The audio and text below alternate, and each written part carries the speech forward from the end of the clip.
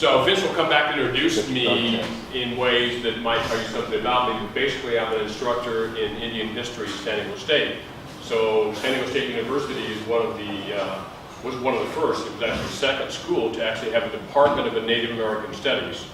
And that department was formed in 71, largely because it was felt that neither history nor anthropology really covered American Indians. Anthropology, you learn a little bit about a given tribe. History was mainly written from conquest of the west side.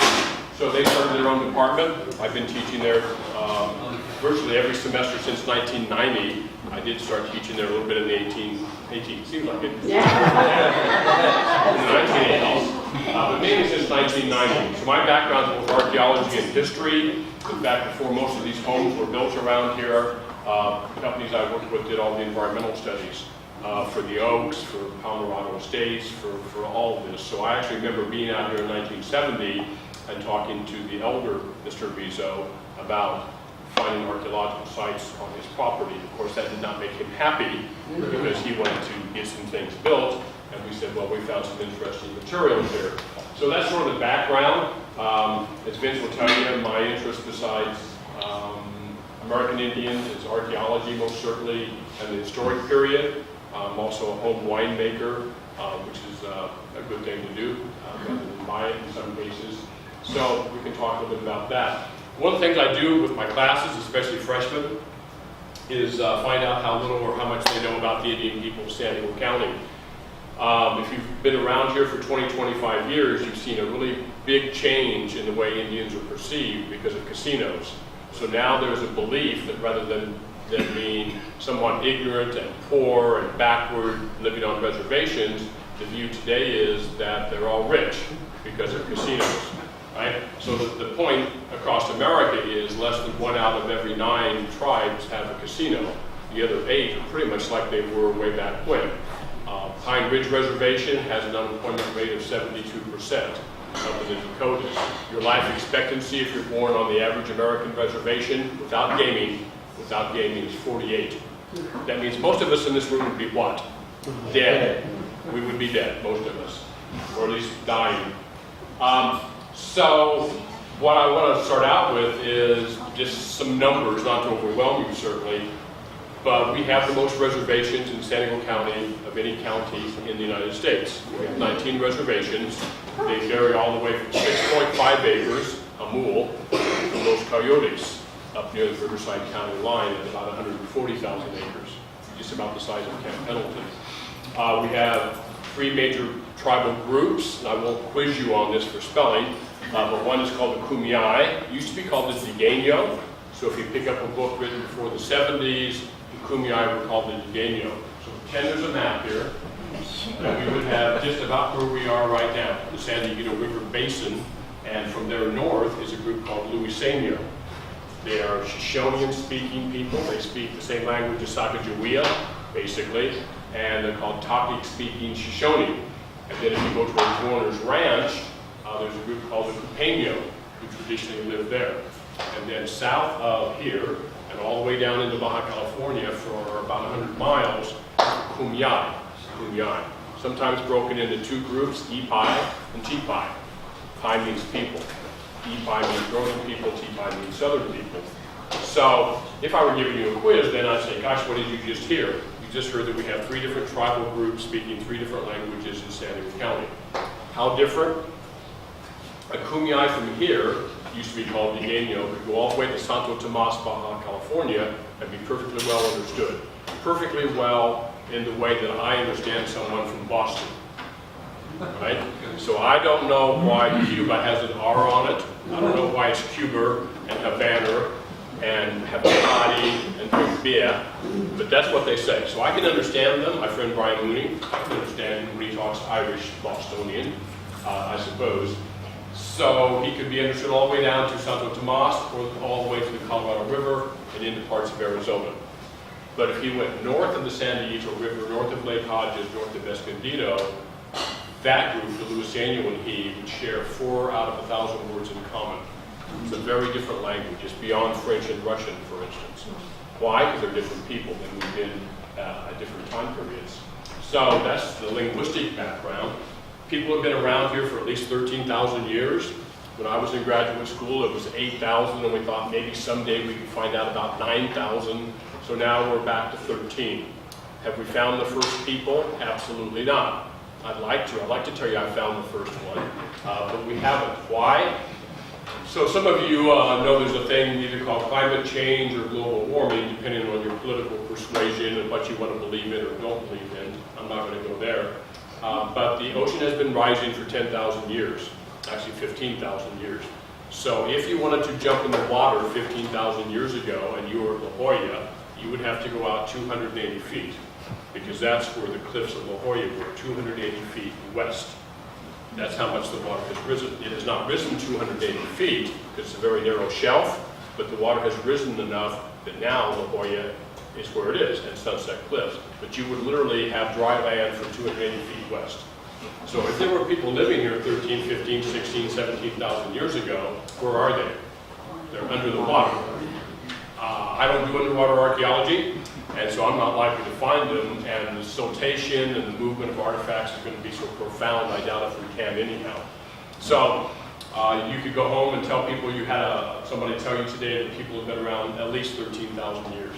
It's a long, long time. It's a long, long time. We don't know much about the early people. If the magic lantern here works, I'll show you some artifacts. But basically, they were big game hunters, and you're within 8 miles of where they were first found. A place called the Harris site down by Crosby Estates. So if you know where Crosby Estates is on Del Dio, the golf course, the earliest sites in San Diego County until very recently are under that golf course. We actually helped them design the golf course, put dirt on top of the site. It's preserved. It's under the 6th hole or something, most of it. And that was found back in the 1920s. So we call those people the San Dieguito. It's not a tribe, it's how we describe them in terms of their artifacts. So 13,000 years ago or so. And today, well, let's stop. In 1769, when the Spaniards got here, so you know right now there's a big controversy going on about Father Negro Serra, and should he be a saint or not? I can answer that for you. No, he should not be a saint. He is not Hitler. He was not even Stalin. He was not even, I don't know who. But he probably, in my book, does not deserve sainthood by any stretch of the imagination. So, when they got here, the Spaniards in 1769, down in the Mission Valley, there were 20,000 Native Americans living in San Diego County. 20,000. Which by most projections is a lot, because it takes so much land for given people back then to live off of. But because you had the ocean with all the fish and all the shellfish, they could do quite well. This is encouraging. I can do it. If it doesn't come up, I can do it. First of all, here, I can do an Indian hand for you. I can do anything.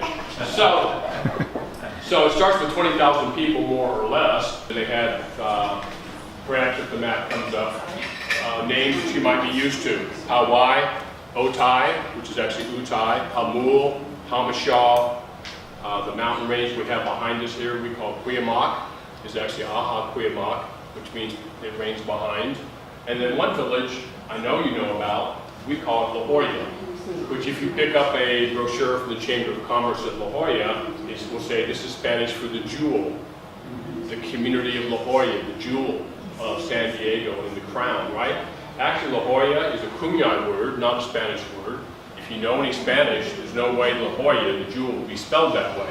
It'd either be J-O-Y-A or H-O, whatever, it'd be an H-O-Y. La Jolla is from Kumeyaay called Matlahoy. Matlahoy. Mat is land. Lahoy means hole in the rock, or hole in the land. So Matlahoy, La Jolla means the coves, the place with the holes in the rock. We're trying to get the Chamber of Commerce at La Jolla to change that. They don't think that's going to sell any jewelry. La Jolla, apparently. So the point of that is we have a lot of place names. You'll see some if this comes up. If not, we'll certainly work our way through it. So here's what the people were doing that I would be telling you about. The Kumeyaay in particular, because that's who I studied the most, and a lot of this would go for the Luiseno as well, had a universe that was very different than ours, their perception of it. So for instance, their land, or their world, doesn't end at the ocean. For us, because we're good Aristotelian, Cartesian, Western scientific-based people, we divide things up. We divide time up, we divide space up. So we say we have land, then we have the ocean, and then we have the sky. For the Kumeyaay, it's all one place. It's in a circle, and it all goes together. And so they talk about the inner world, the middle world, and the outer world. The outer world is the sky, the middle world is the ocean. I don't know if you've ever been on a ship at sea at night, but when you look out towards the sky, there is no wind at all, and it's reflecting off the water. It's a very kind of mystical thing going on there. So when they look up at the constellations, they see a continuation of their cosmos, of their universe. It's not a separate thing. They have a word for sky, because you want to distinguish that from the land, but more importantly, they're looking at it as just a continuation. So one of the stories I'll tell you is that when we go out tonight, when you go out tonight, if you look roughly that direction, southwestish, even with a full moon, but as it passes across, you'll see what we call Orion, right, the hunter, and you can see the 3 stars in the belt and then the sword. It's a pretty obvious constellation, especially this time of the year. So we see that. What the Kumeyaay see when they look up is they see a bighorn sheep. They see a bighorn sheep. And they see a bighorn sheep for a couple of reasons. They didn't have a guy called Orion, the way that we think of a person, and it makes no sense in general for them to think of humans in the sky. That tends to be a Greco-Roman conceit, that we see people in the sky. Most tribes don't see people, they see animals and other things. But there was a time when animals were people, by the way. Okay? When the Creator made this earth, animals were people. Animals talked, and animals did things. And then they kind of had a fall from grace, and they became human. Yeah, they fell from grace and they became human, and the animals, the previous animals, stopped talking, and humans learned how to talk, and then therefore got domination over the animals. But to this day, if you're out with a Kumeyaay and you're hunting, you have to say a prayer for the animal before you kill it, because you're killing your own people. It's an interesting kind of juxtaposition. So why is there a bighorn sheep up in the sky? Well, next to Orion, so if Orion's over here, if you look early enough in the evening, over here you'll see the Pleiades, the sisters. And depending on what culture you're from, you either see 6 or 7. Some cultures see 7 sisters, some see 6. Some of you might drive a Subaru, it's on the back of your car. The Pleiades are on the back of your car. That's what those stars are. All right? Okay. So how did the girls get up there, these 6 or 7 beautiful girls? Well, they were here on Earth, and they were incredibly beautiful, and therefore they were causing trouble amongst the men of the villages, right? Beautiful women tend to do that. And sort of like that movie that's out now about the woman who never ages, the girls never aged. They just stayed perpetually beautiful, so they caused trouble all the time, everywhere, right? And so at some point the Creator got tired of all that and said, I'm going to put you somewhere where you can be admired, but from afar.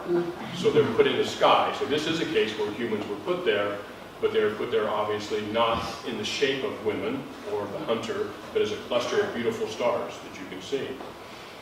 Well, Emu was in love with the sisters, and so he would cry a lot at night, and he was throwing himself off of cliffs because he's a bighorn sheep out in the desert, and getting hurt and making noise. So finally the villagers went to the Creator and said, you got to do something with Emu.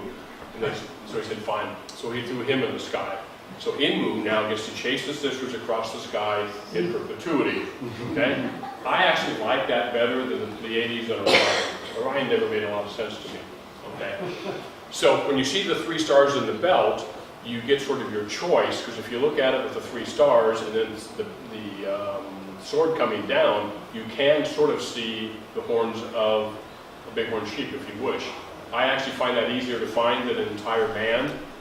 Orion, where is his head exactly in his feet? Okay, they're out there. So that's one possibility that Kumeyaay talked about. The other one is Emu is actually the center star of the belt.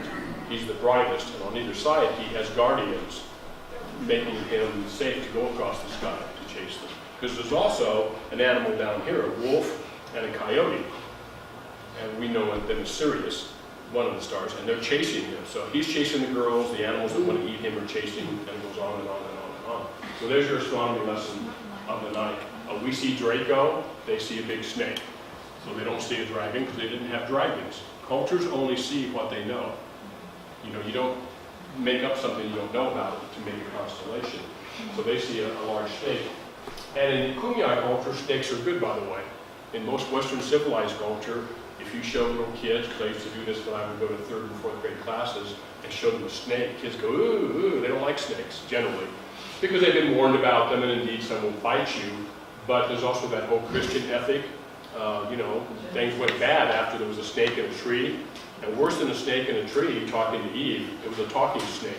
Talking snakes are not good in their culture, right? Snakes ought not talk. Well, of course they talk. For the Kumeyaay, of course they talk. So I sort of have this image when Father Sarah got here, and he started talking to Kumeyaay about the religion and Jesus and how you need to find redemption, and went into the Adam and Eve story. I'm thinking that freaked the Indians out. Because when the snake is talking, they're going, cool, what do you say? That's good, that makes sense. And then Father Sarah probably said, but it only happened once in time. Oh no, snakes talk all the time. We talk to snakes all the time. What are you talking about? Also, the snake was a bringer of wisdom, unlike bringing the downfall of Adam and Eve, right? So the snake for Kumeyaay people brings wisdom because he lived off in the Channel Islands in San Clemente, and he's a really big snake, and he flew through the sky. He was summoned by the people to bring some wisdom and some songs, so he brought wisdom and songs to the people. So a fair amount has been published about all this if you want to go through all the literature, but besides the constellations, which I could certainly go on about, I want to tell you a little bit about how they ate. There's a tendency to see the Kumeyaay Indians and the Luiseno as what we used to call hunters and gatherers, and the phrase nomadic. Well, describing the people of this area as nomadic is not the same as the people of the Great Basin or of the Sahara Desert. They're not nomadic in the sense they're not wandering aimlessly, and they're not wandering without a great amount of knowledge about what they're doing. So I don't even like the word nomadic because it has all kinds of strange connotations. What they were is they were collectors, and they were very focused people. So when the acorns are ripe, which they're not right now, about August or September, the acorns in the mountain will get ripe, they move to the mountains to get the acorns. And that's where the deer are, that's where the antelope, used to have antelope before we killed them all off. And they would hunt antelope and deer, eat acorns, people from the desert would come up, because gosh, it's August or September.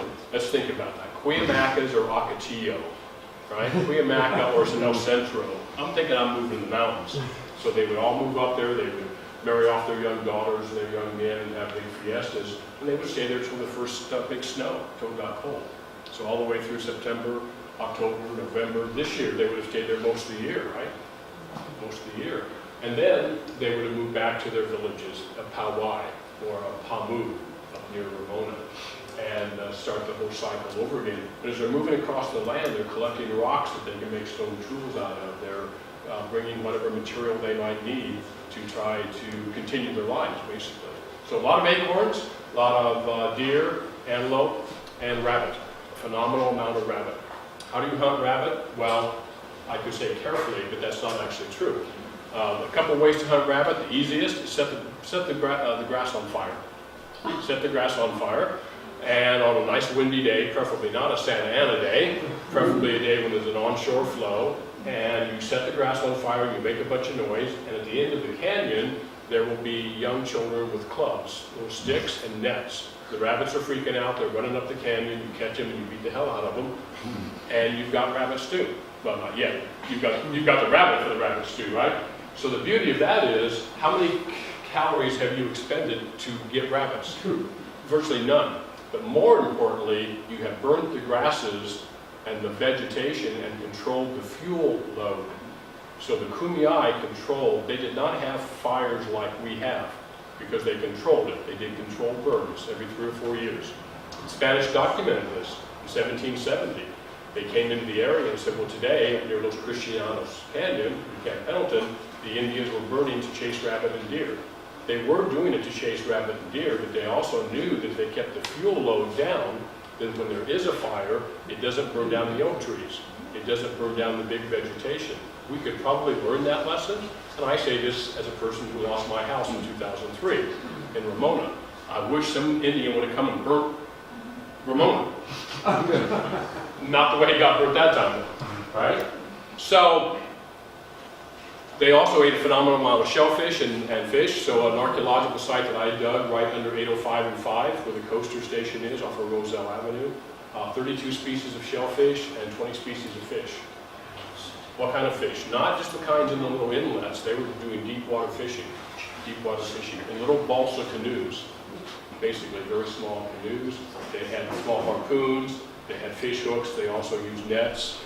So they were doing really, really well. Did they eat bear? No. You tend not, most Indian cultures do not eat animals who want to eat them. And for good reason, right? And so most cultures, Kumai did it, Kaweah did it, you have a myth about why you don't hunt bears. And the myth does not tell you because they will kill you, it's because it's a sacred animal.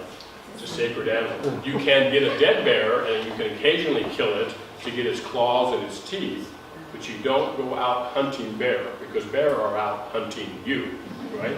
And so if you're hunting a deer, in the old days there might have been a bear not too far away.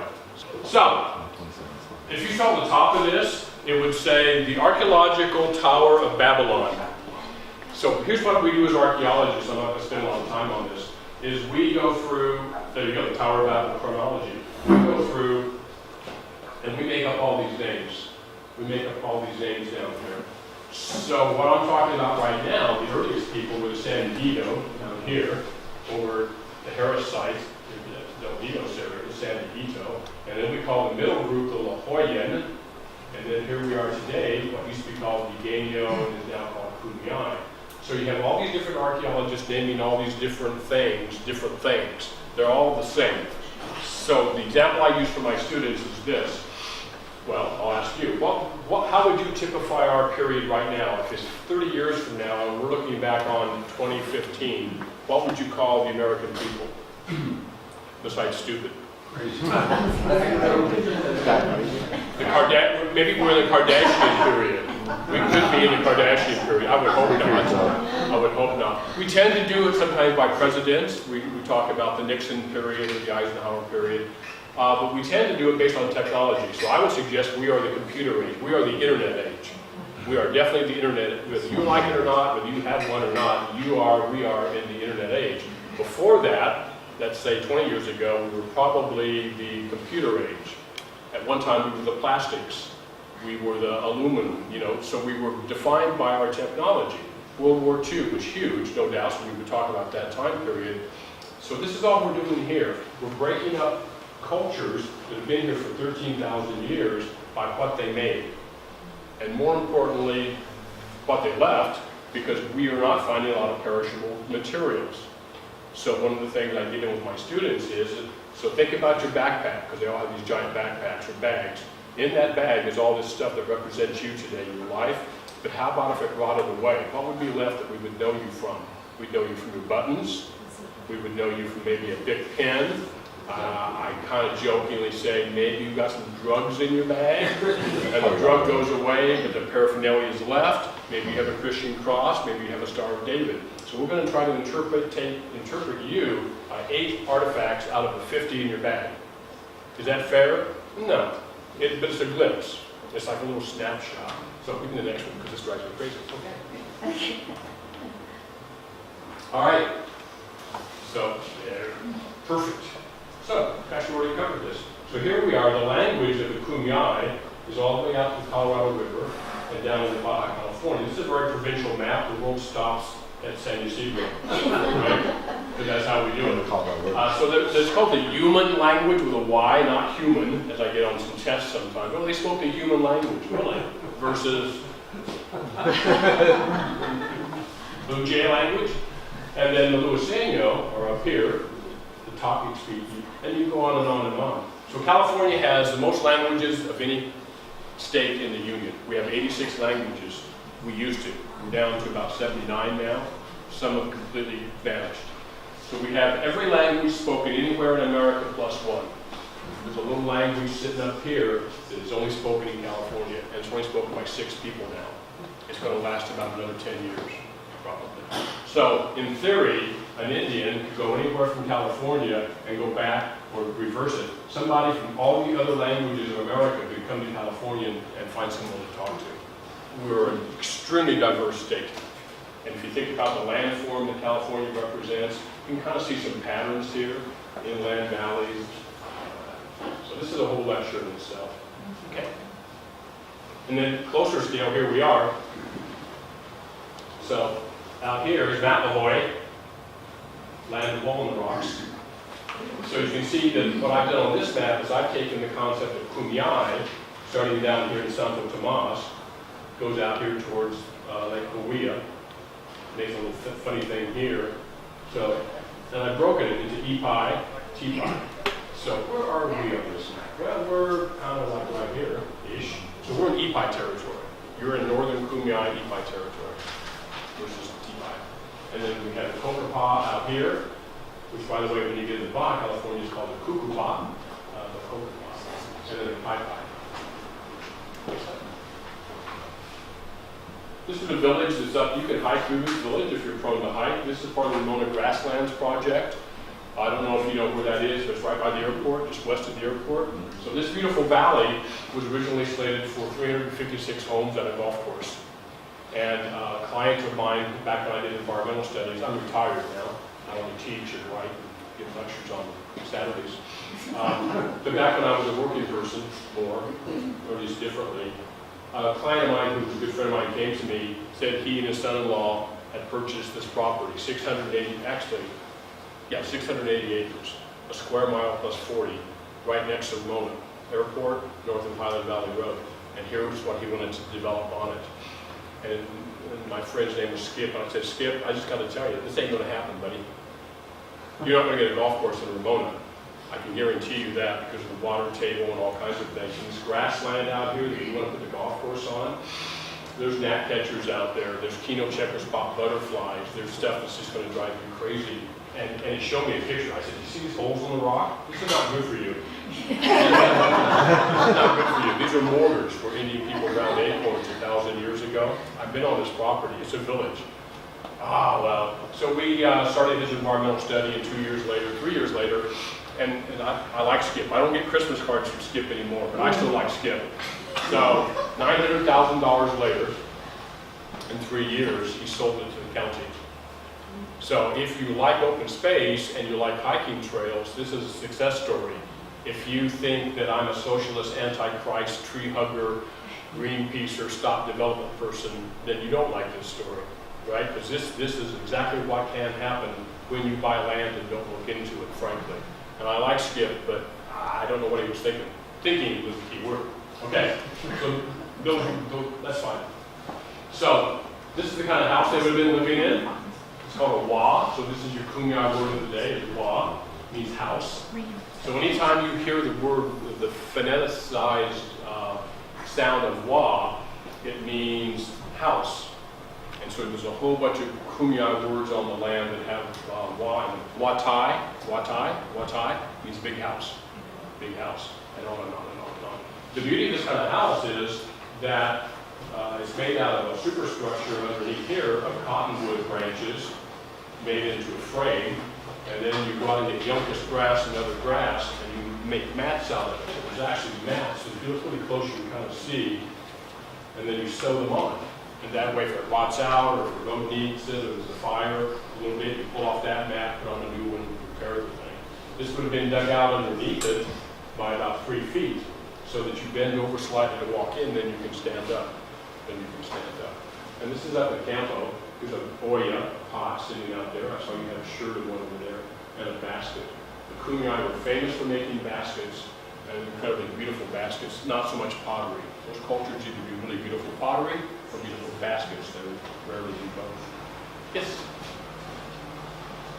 So if you've ever been to Piedras Pintadas, where the rock art is back there, and I know recently there was some more vandalism after it burned and people could see the rock art back there.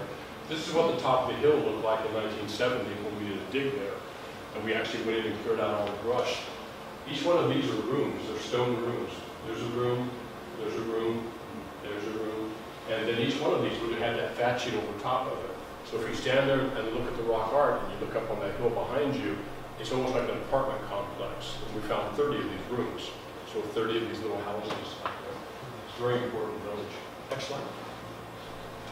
So here's some dark points. Gosh, that's what it says, right? These are dark points. Probably this one, you can see how big it is. It's about 4 inches, 3 inches. That's 4,500 years old. 4,500 years old. It can be dated. You can't date the rock, but you can date things that were found with it. So we got a good, strong data out of that. This is actually from Hawaii Valley in Hawaii. And along the edge here, some of you watch maybe Dateline or Forensic Files or Investigative Discovery or something. We have a technique now that came out of forensics to where there's still blood on that. There's still DNA on that after 4,000 years. You can't fool anybody anymore, right? And so we have a technique now that if you've got $800, you send this off to a lab in Canada, and they do this magic thing on it, and they come back and tell you what animal that killed, or at least was used on. That happened to be used on animals, by the way. I don't know. How about if I find a big knife blade? Next slide, maybe I got a knife blade.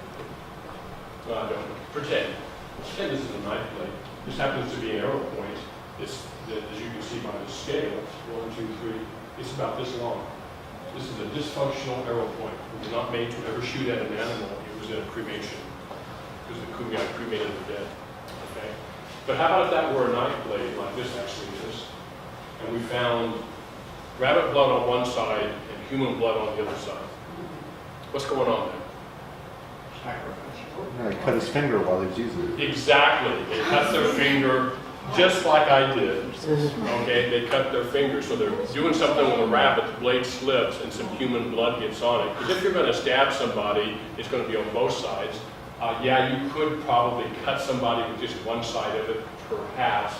But then how did the rabbit blood get on it? And so you have to use what's called Occam's razor. Go for the simplest explanation. Don't make up some weird story. Just, if you ever cook, you're going to cut yourself. It's just a matter of time. If you haven't, you're not cooking right. You're not cooking right. Microwaving is not cooking. That's for eating. So these are all, we call them bifaces because they're bifacially made. I won't take the time to go on. This is actually more like a harpoon, used for fishing probably, a dark point. A lot of this material comes from Black Mountain, over by Penasquitos. There's a formation called the Santiago Peak Metavolcanic. It's a green, really nice rock, and that's where this would come from. Okay. These are mortars. Well, actually, this is a mortar and a pestle. So the bedrock I showed you with the mortar in it is for grinding acorns. Anytime you see something like this, or you see the hole in the rock, the mortar in the rock, you can stand there and with a pretty good certainty say these people were grinding acorns here, or they were grinding holly leaf cherry or choke cherry. Because the only time you go to all the trouble to have a mortar like this or one in the rock is when you have a greasy, hard seed. Otherwise, you're just going to put on the toddy and grind it. Chia, sage, buckwheat, you don't need a mortar. And these people didn't grow corn, so when I hear they're grinding corn in them, I'm going, oh, they bought it at 7-Eleven. Okay, they did not grind corn. So we now know this because we can do residue studies. So just like we can do DNA, we can now take this grinding implement or take a scraping from the bowl, send it off to a lab, and they come back and tell us what was being ground on. Next slide. So here's your Lake Hodges Ranch in Bernardo. This is up behind the Albertson store. Used to be Bonds. This is in a person's backyard. Beautiful forest. How big is this? It's 9 feet tall, 10 feet tall. Next slide. And by the way, because we started late, I don't know how long you want to stay here, because this is about a 45-minute talk or an hour talk, depending on my mood or your question. So I don't want you to get all itchy, or Vincent's got a clock ticking and Sam's going through a thing. Okay? Yes, sir. I was wondering, I've seen that quite a few times, but what does that represent? I mean, what's a maze? Here, let me walk around here and I'll come back with the answer. I don't know. I don't know. Since my girlfriend's in the room, I can't tell the joke I'd like to tell, I'll tell you, but the joke would go something like this. I like rock art just like I like women, but I don't understand them. Okay? So, it is believed, and I can tell you anything to be somebody's belief, I suppose, but in some cultures, especially those back in the Mideast, a maze design like this, and this is not a true maze, but a maze design like this, or like the one we saw, has to do with storytelling. It's a mnemonic device, and a shaman, what we call a kwasai, a shaman would have painted this, and then he would bring young boys and girls and tell them a story. And the story of 6 beautiful girls and emu would be in here. And as he's talking, he's pointing at it and telling them the story. And then he would bring them a couple weeks later and point at it again and say, tell me the story. And after a while, they would know by pointing at it. So it's a story. I like that. That is not reported for the Kumeyaay at all, but it is for other cultures. The problem with working with the Kumeyaay and other cultures in Southern California is they lost so much of their culture, it went underground, a lot got lost. So I've spent the last 30 years trying to pull little pieces out and looking at interviews back in the 20s and 30s. It's not, I believe, and Ken Hedges, who knows far more about this than I do from the Museum of Man, it is not just art, any more than some beautiful artwork is just art. The Mona Lisa is not just art. As much as I don't like some Picasso, it's not just art. You know, an impressionist stuff, that one called Nude Descending the Staircase, I'm still looking for the nude. I see the staircase, okay, but that's Cubist, and it's turned differently. So I like that version. The reason we don't think it's art is a lot of this is hidden away where hardly anybody could ever see it. Not the stuff at Pietro Spontatus. This is Pietro Spontatus, by the way. Yeah. And by the way, the pigment, the orange or the red is from hematite and ochre, which is like sandstone. It's got iron oxide in it. The black is from magnesium or charcoal. Yellow is from yellow plants, flowers. One is called sequoia, by the way, is the name of the little yellow flower. It's called sequoia. Green, pretty obvious, chlorophyll, plants smashing them up. So now we got a pigment, and then you need something to, like oil. So the oil comes from opuntia, cactus, or from a wild cucumber. Those ones that look all thorny, Cucurbita californica, I think it is. You squeeze the oil out of that, squeeze it out the seed. So now you've got an oil and you've got a pigment, but you need a binder, and for that you use stink bug juice or a couple of other things with the right DNA, and then you paint. This is quite large if you've seen it. This is about 7 or 8 feet tall as well. Next slide. What do you see in there? This is an ink blot test. What do you see? A bird. My students are so lame. It's a bird. Specifically. Quail. Thank you. Thank you. That's what the Kumeyaay call this. Yeah, it's got a little top knot. Absolutely. Absolutely. So this is a play.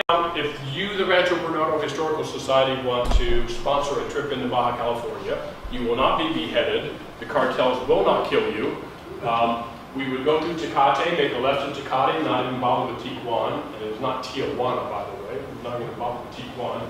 We'd make a left in Tecate, go 40 miles on a beautiful paved toll road, and end up here, 5,100 feet above sea level. It snows down here.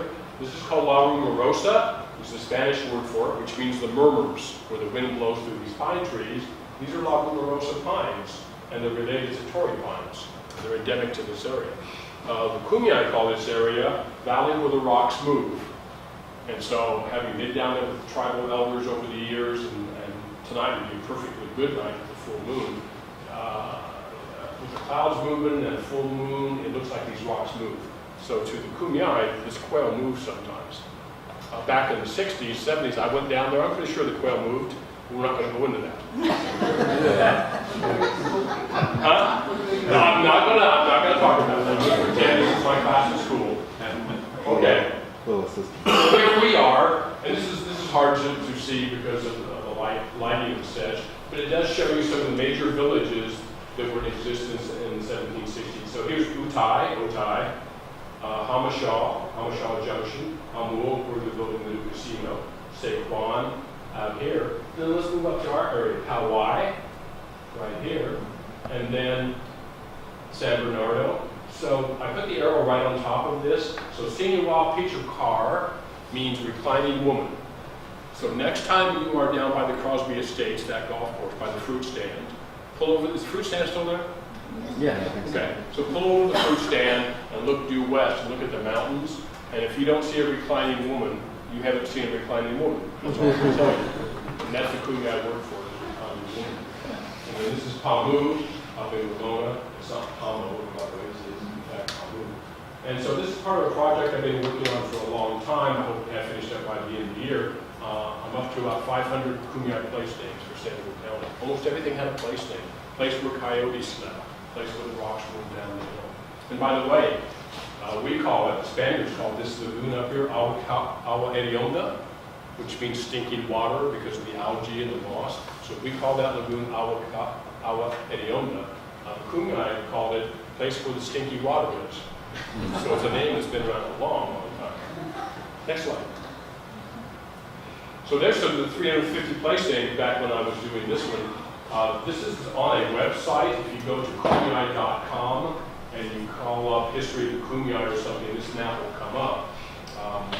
In a slightly changed form. I hate the little pin cushiony things. So we come down here, so people write this as Tijuana, therefore pronounce it in Kumeyaay as Tijuan. That's not a Spanish word. It does not mean Maria's ranch. Tijuana is Tijuan. And Tijuan means swept clean by the ocean. The ocean comes in, sweeps the beach clean. We call this area down here Tecate, and in Kumeyaay is Tecat. Tecat means knife. Not to cut, but that's how I remember it. Knife. Okay? And on and on and on. This is a whole lecture in and of itself that I have given before. And you can go on because Istawa is right where Roselle Street 5 and 805 meet.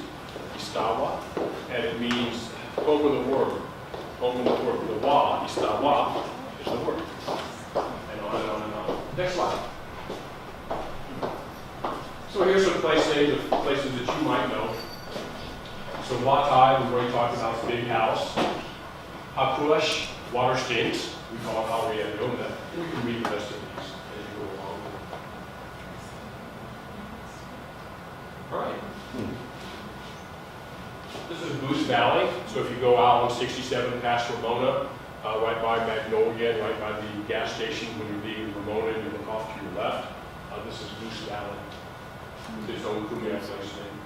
Mount Woodson right over here is where the moon lives. So for the Kumeyaay, when the moon goes down at night, it lives here. And if you go and look at this tonight on a full moon night, you'll understand why. Because all this grayish straddle diorite reflects the moon like crazy. There's a little notch you can't see because unfortunately I cut it off for this photo for what purpose I was using. There's a notch in this mountain. And it's where a sacred spirit called Toyake stepped on the mountain on his way to the ocean. He lived out in El Centro, and he was going to the ocean to see Spider Woman. He heard the Spider Woman was a very beautiful woman, and it took him about 5 footfalls to get there from El Centro. He's a roughly large individual. And so he put footprints. And if you go up to that notch, and you climb it down, it's near Potato Chip Rock, they call it. But near there, you can see on a rock about the size of this room, there is a pretty good-looking footprint. If you have any imagination at all, you can certainly see a footprint there. I won't go into the whole story about what happened when he gets to the coast, to Matlaboy, Spider Woman sends him back and says, I can't hang out with you until you bring me some cool stuff. So she wants some obsidian, black volcanic rocks, where he runs back to the desert. He's 5 foot tall. He goes, gets it, she's pretty happy, I really want some salt. I need salt. He gets her some salt. This goes on and on. And finally, she agrees that, okay, she's happy now. She'll make love with him. I have to go clean up and meet me, blah, blah, blah. And they do meet up later. And when this was told to me, by the way, by an 86-year-old woman. So when he enters her, penetrates her, she's taken the obsidian, the black volcanic, really sharp rock, and she's flaked it into really small blades and put it up her vaginal passage. Exactly. So he enters her and then jumps back and goes, what the hell? Well, whatever, Kumeyaay version of that. What the heck? And she says, well, you said you wanted in me. And so then he runs back, and as he's running back to the desert, anywhere that he gets near a rock, he drips red on it. That's why we have red in some of the rocks of San Diego County. There you go. That's a half-hour story, by the way. Made it really short. Okay, one of the things that they were pretty good about was being literal. So you have land and water. So water, this is aha, like Queen Mac aha. This is land, mat. So this is land and water. This is not, by the way, San Diego County. This is Bahia de Los Angeles. If you've ever been down, it's one of my favorite places in the world. This is sunrise, because the sun comes up over the Sea of Cortez. It's like backwards. Next slide. And then these are the Coronados off of San Diego. And this is the word for rock, by the way. So it's water mountain rock. So this is the Kumeyaay universe. And this was a sand painting. Most people don't know the Kumeyaay did sand paintings, but they did. So I'm not going to walk you through all of this. This is the Milky Way. So again, we would show the Milky Way as, you know, fuzzy and like a white brush across the black sky or something. For the Kumeyaay, it's a dividing part of the universe, and this is how they chose to show it in a sand painting. This happens to be the sisters. These were the sisters, the Pleiades, Hachka, and this is Imu. This is Orion down here. He's chasing across the sky. These are obviously snakes. They're not bad, because one's dark and one's light. It's not good or bad. It just has to do with the northern snake and the southern snake, and then these are their children out here. Some of these are indeed the moon. This is not the crab nebula or something like that. That's actually a spider. That's spider moon. Spider. So there's Orion. There's Orion. So there's obviously the belt. So this is for many Kumeyaay. This is Imu right here in the middle. And for others, it's the V of the horns. And then this is wolf. Trying to get it. The babies are off the wrong side. So, got 4 slides left. Right now, where we are, we would be in the San Pasqual Reservation. So in 1870, the U.S. grant set up 2 reservations in San Diego County because the Indians were very bad off by then. One was Pala, and the second one was San Pasqual. This was San Pasqual. So all the way from Mount Woodson and down here in Ramona, parts of Rancho Santa Fe, Lake Hodgins out here, all the way well up in Escondido, San Pasqual Valley. That was a large reservation set up for the Indian people. They had it for 1 year, and then he changed his mind and rescinded it. I have a book for sale back there. You can read all about it. There's pictures too. Okay, so we would be in San Pasqual Reservation. And here's what it looks like today. This is the reservations. Yeah, right there. So here's little teeny Hamul, 6.5 acres. They're going to be opening their casino this summer, much to the chagrin of the Hamulians, the people who live nearby. So this is the smallest reservation in San Diego County. Los Coyotes, up near Warner's Ranch, is the largest. It's also got the highest peak in San Diego County. The highest peak is not in the Cuyamacas, it's the Los Coyotes Peak. It's 2 feet taller, 2 feet taller than the Cuyamacas. You can see where the reservations are. But what the heck happened to these reservations? The train came through. When the train came through, the government gave them every other square mile to the train companies. So when people talk about pure capitalism and, you know, we only started subsidizing companies lately, this is 1876. We've been subsidizing companies forever, right?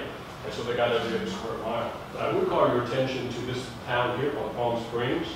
The Palm Springs Agua Caliente Indians own every other square mile of Palm Springs. They're doing well. They were doing well before their casinos. Way before the casinos. They used it out. So probably been in Morongo, the casino off the 10, all the way in. So this is why we have the most reservations, 19. There's none in LA or Orange County, by the way. They killed their Indians off and got rid of them. Sure like Texas. That's all it is. So my last 2 slides here, I'll tell you a quick story, and I'll be glad to answer any questions or tell you anything else you might want to know, because I don't want to keep you here all day. I mean, I have a life, I could stay here all day. So the Kumeyaay did not have a devil. They had nothing like a devil. There were spirits out there that could do evil things, but they could be controlled by doing good things. So when the Catholics came to San Diego, Mission San Diego, the first mission in San Diego, in Alta California, was on Presidio Hill, not in Mission Valley. It was on Presidio Hill. And the second one, and the third one. Then they moved to Mission Valley, and they built the 4th one, which the sign out front says is the first one. That's okay. They lied. So the 4th one, and then that was attacked by the Indians the next year. They burnt it to the ground, so they ran back to Presidio. Then they came back and built the 5th one. And then it fell down partially in an earthquake, and then they built the 6th one. So when you go to Mission San Diego today, and you walk in the mission today, and they tell you Father Sarah walked on these very floor tiles, they are lying. He was way dead by the time that was built in 1805. Okay? So that's actually the 5th or 6th. Well, they introduced the concept of Diablo, of the devil. So there is a story I found that has never been published before, and I'm working on it. I get a couple of papers on it. A Kumeyaay leader, Kusai, a holy man, a shaman, used to go up behind Mission San Diego, according to an ethnographer in 1920 who interviewed North India, And this old Kumeyaay Kusai shaman holy man would go up and watch the sunsets. So he lived at the mission, he'd come under Spanish influence, but he would go up and do his normal chants, burn white sage, and do his traditional things. And one day the devil came to him, the Christian devil. First he came as a bear, and he said, yeah, I don't think you're a bear. You don't look like a white bear to me. So then he changed, he transmogrified, and came back as something else and something else. Finally, he came back as the devil. There's a game that Kumeyaay play called Peon. They still play it. You can go to reservations and see a Peon game. It's very simple. I've never won. That's how simple it is at Peon. It's a black stick and a white stick, or a black bone and a white bone, and you're trying to hide it and guess which hand it's in, and it goes on and on. The last Peon game I went to was 16 hours long. It went through sunrise. All right. So this guy, Kusai, was a Peon player. He was pretty good, but there were people who could beat him. So the devil said, I'll give you anything you want. I'll give you anything you want. He says, really? Can you make me the best Peon player in Southern California? Absolutely. You can beat the Kauai. You can beat the Luisania. Well, what do you want? Well, we'll see. So I'm going to want something later. Kumeyaay guy said, sure. He went out, became the best Peon player, was revered, everybody knew him. And then after some years, he went up on the hill to meditate. The devil came to him and said, okay, I need your spirit. I need your soul. That was the agreement. And the Kumeyaay man said, okay, just a minute. He turned around and brought a bag back and said, here's my soul. And a black cat jumped out of it. And the devil said, no, that is not your soul. That's a black cat. Okay, just a minute. And he gave him something else, a gourd or something. And finally, the devil said, no, actually, I now need your soul. Your time is up. And the hook of the story is, at that point, the Kumeyaay man turned to the devil and said, you know, you actually don't exist. You have no power over me. You only have power over Catholics. And I'm not Catholic. You don't even exist. Thanks for making me the best Peon player in the world. And the devil went poof. I've been trying to interest some students of mine at San Diego State in the drama department. I think this would be a really good short play. And this has never been recorded except by this guy, J.P. Harrington, in the 1920s. This is so evocative. Okay. So, this is the hill he was up on. This was supposed to go in front of the other one. It's a good sunset. I'll bet you there's another sunset after this. Okay. Because this always means it's the end. Not of life, hopefully. So, Ramona was called, again, Nat, land, Matar, Te.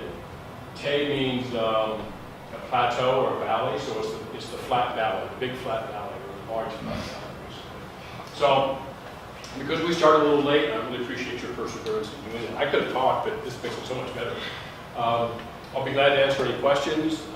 You know, if I already went through my introduction that Vincent would have done. I do have 2 books for sale back there. One is called Strangers in a Stolen Land, not Strangers in a Strange Land. That's another guy.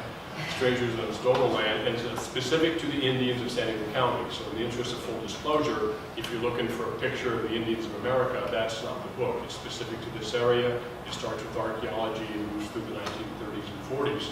Lots of photographs, it's won some awards, blah, blah, blah.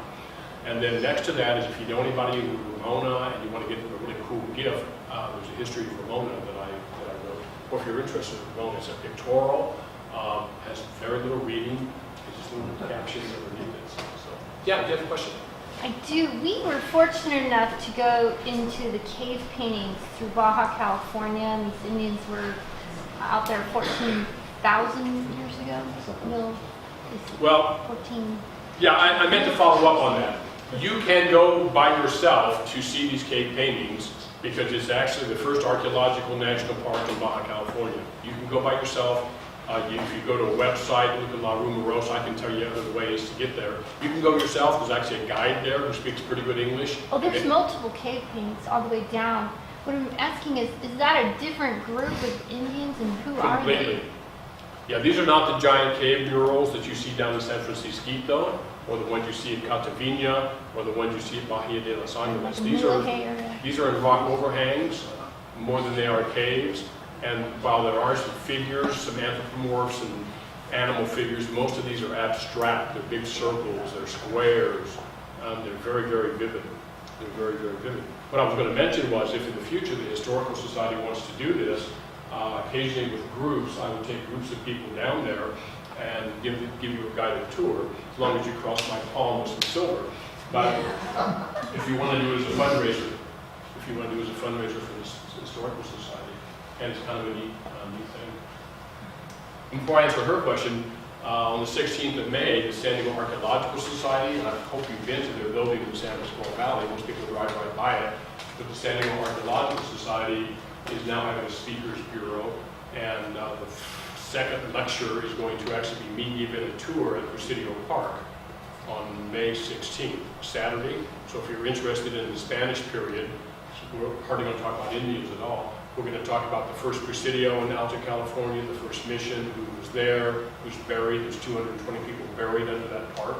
And it's, I think, from noon till, no, it's 10 till 2, 10 till noon, not Google numbers, 10 till noon on May 16th. If you go to the San Diego Archaeological Society website, they'll tell you all about it before I forget. And it's a fundraiser for them. Yes, ma'am? I'm intrigued about language, that you essentially speak something akin to Shoshone. Now, Shoshone, I was in Bama some years ago,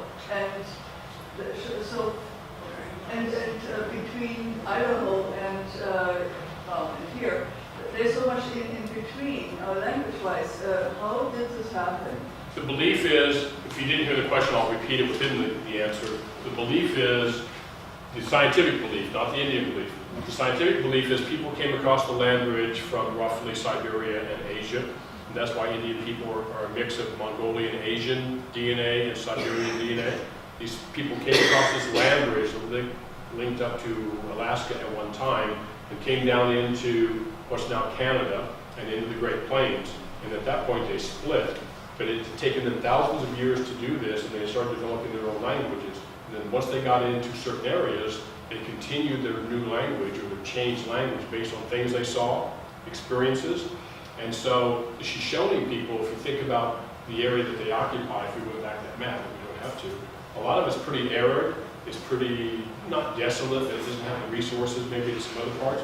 So they spread thinly across and came all the way down into Southern California. Whereas the human people, by and large, came down the coast route and occupied the best lands of California, and the Shoshone kind of got the Great Basin, the desert areas, the high desert. So the Shoshone language is the most occupied territory of California, but it's one of the smallest languages, and all the way up to Idaho. Yeah. So if we imagine this area out here, you see the talking, speaking people who are Shoshonean. Numik is Shoshonean. And they extend all the way up in the Great Basin. The Utes, the Paiutes, all those people are Shoshonean speakers. So actually this white line is not a language border, it's a county border. No, these are language borders. No, the white line? Yes, Yeah. yes. Oh, that's really. Yeah. But the color is also blue, so are those languages not related? Yeah, it's faded. Well, this is, yes. These are all whatever color you find on here, right? Uto-Aztecan I think versus the Yuman. The Yuman is Hokan. yeah.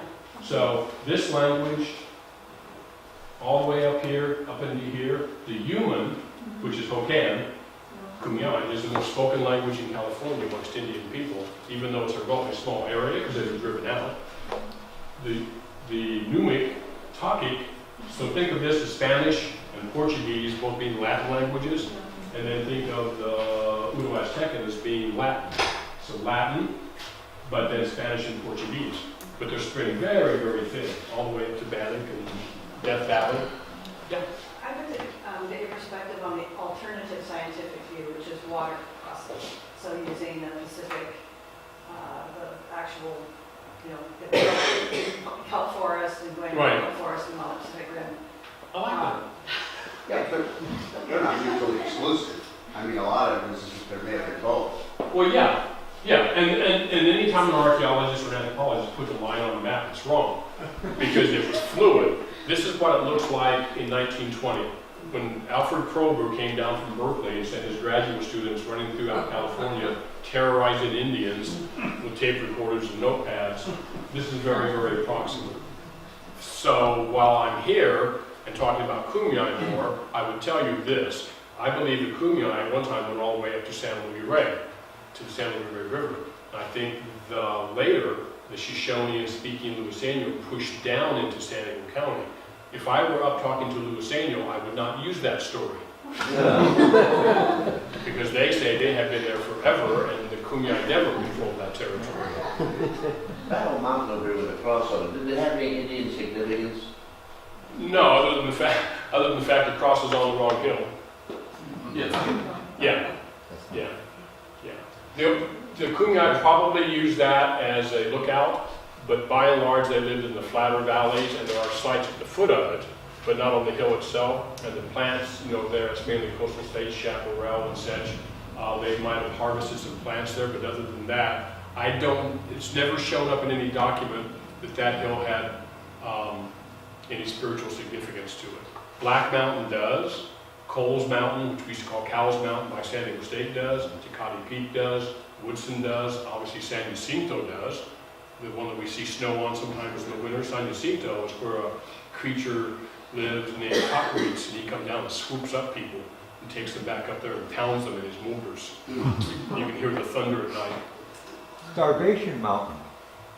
Starvation Mountain. Which one is it? I'm confused. That's a fellow named Arthur Woodward, who was a pretty good historian, thought that's where the Battle of San Pasqual took place, the second battle. Second battle. And that's where he thought they ate their mules, so he called it starvation and got it listed that way. As we know, it's wrong.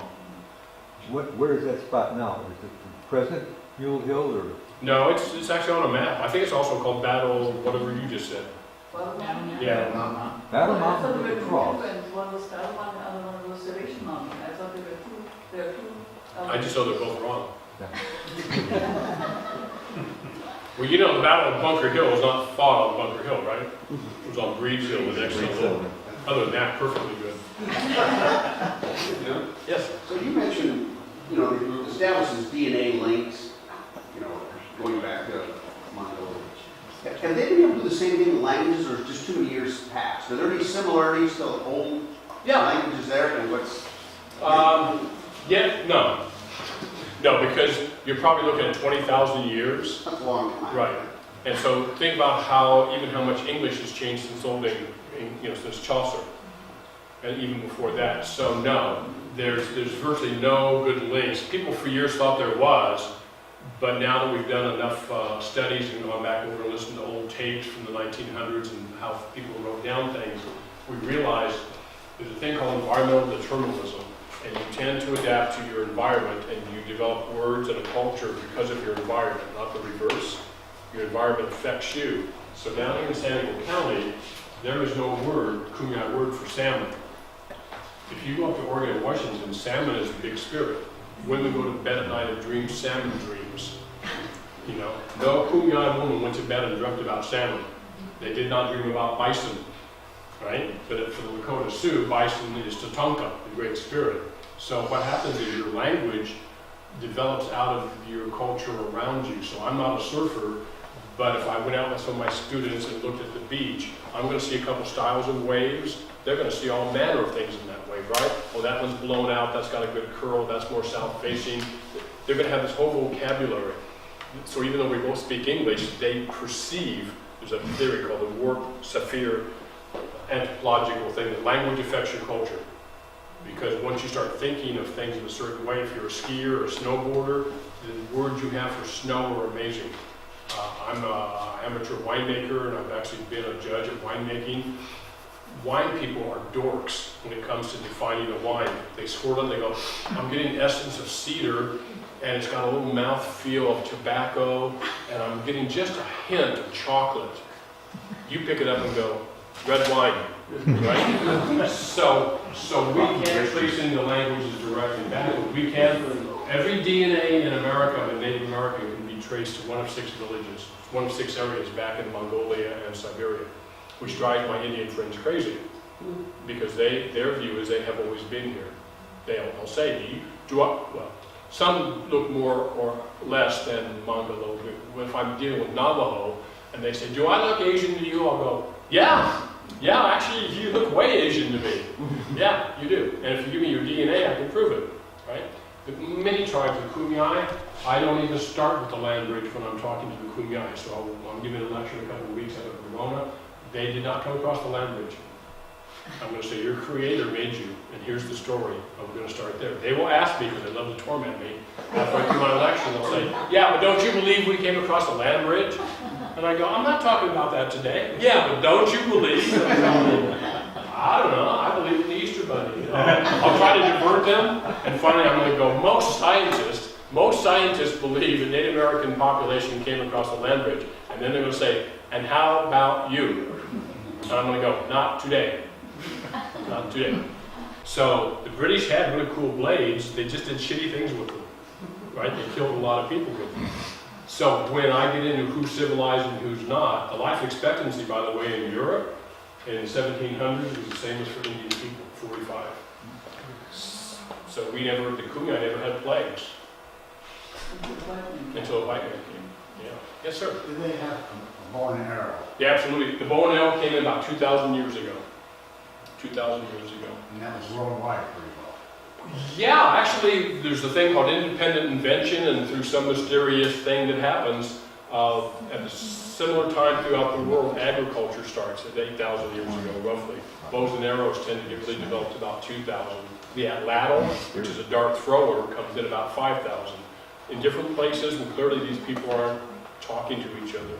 So yeah, they had pottery at about 1,000 years ago, which is late compared to Europe, because they didn't have the facilities and the wood and such things to do all the firing. So yeah, they had bows and arrows, they had pottery, the later these cremated their dead, the first people inhumated their dead. It looks like they had very little disease, they had a little bit of cancer, but you know, when your life expectancy is 45, there wasn't a lot of cancer in Europe either back then. So not a lot of cancer. It looks like arthritis was the main problem. They had no syphilis, they had no measles, no smallpox, no malaria, no leprosy, and no influenza. So when the Europeans brought that over, it was bad. I'm just gonna, if people still have questions, I mean, maybe we can continue this while you're signing the books, and I want people to get the opportunity to look at your books. I can highly recommend Strangers in the Stolen Land as having bought it myself, and it was eye-opening, and your lecture has been eye-opening, and I thank you.